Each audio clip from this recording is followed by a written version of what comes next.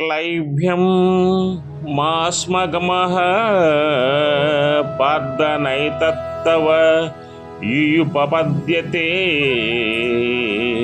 క్షుద్రం హృదయ దౌర్బల్యం త్వక్తో వత్తి పరంతప.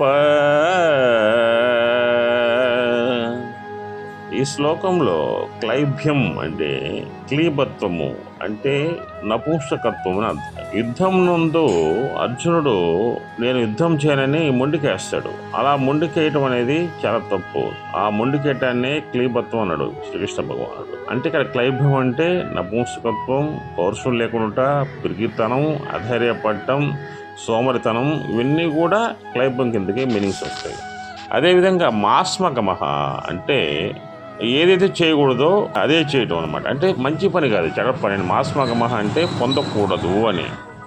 పరంతప అంటే శత్రువులను తప్పింపచేయువాడు అని అర్థం. క్షుద్రం అంటే నీచమైన అని. త్వక్త్వ అంటే విడిచి అని. శ్రీకృష్ణుడు చెప్తున్నాడు, ఓ అర్జున, నువ్వు అధైర్యపడకూడదు, ఇది నీకు తగదు.